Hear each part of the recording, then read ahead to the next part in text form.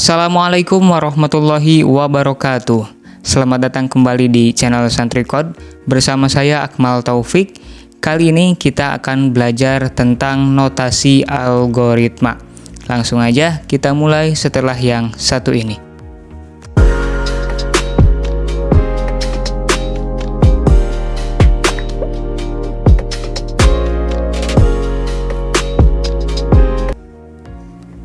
Oke, kita akan belajar tentang notasi algoritma. Nah, seperti yang sudah kita ketahui bahwa algoritma itu adalah suatu runtunan instruksi-instruksi. Nah, instruksi-instruksi tersebut haruslah ditulis dengan sebuah notasi yang memang ditetapkan dan disepakati sebagai notasi algoritma ya, teman-teman.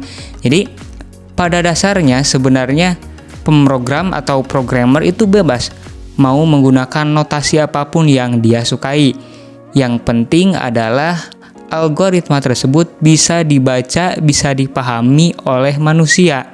Mengapa? Karena algoritma yang ditulis tersebut nantinya akan ditranslasikan ke dalam bahasa pemrograman tertentu.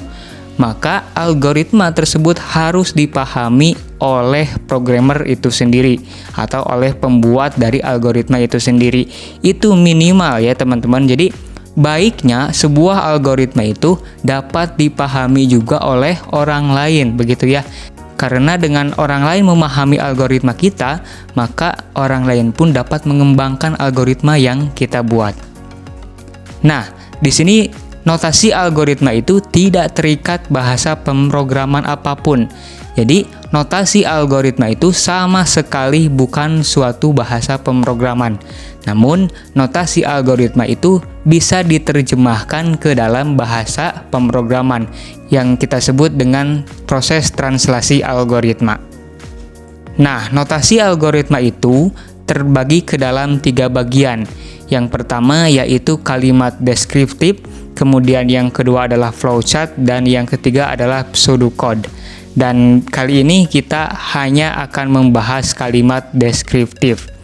Nah, notasi kalimat deskriptif itu apa? Notasi kalimat deskriptif adalah cara penulisan instruksi dalam bentuk untaian kalimat deskriptif. Notasi ini sama dengan teks prosedur dalam bahasa Indonesia atau prosedur teks ya dalam bahasa Inggris. Kita sering menemukan dalam kehidupan sehari-hari, misalkan kita beli sesuatu barang, pasti di dalam kemasan barang tersebut disertakan juga kertas yang berisi tentang bagaimana cara pakai barang tersebut. Nah, itu adalah teks prosedur.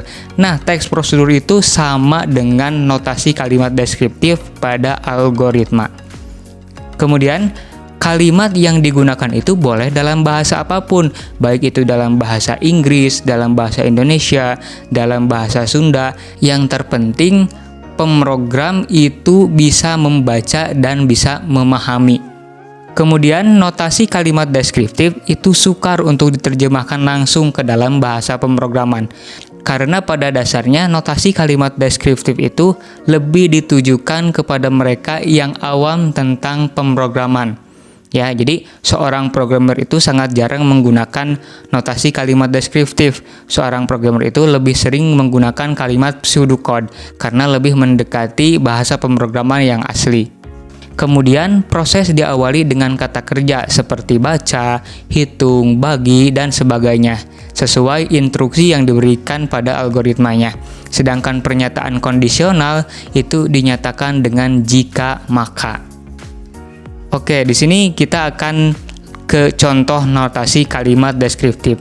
Di sini saya berikan 2 contoh. Yang pertama adalah program luas persegi panjang, kemudian yang kedua adalah program luas lingkaran. Kita akan ke luas persegi panjang dulu. Algoritmanya adalah yang pertama baca panjang dan lebar. Artinya masukkan atau inputkan nilai panjang dan lebar dari persegi panjang tersebut ke dalam komputer. Jadi artinya pertama kita ngasih tahu dulu nih panjang persegi panjangnya berapa, kemudian lebar persegi panjangnya berapa kepada komputer. Nah, di sini kemudian langkah yang kedua adalah luas sama dengan panjang kali lebar.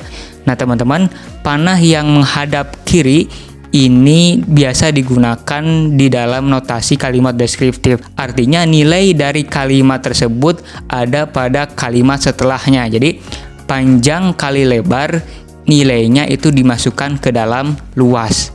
Kemudian proses yang ketiga adalah cetak nilai luas yang sudah didefinisikan pada proses sebelumnya.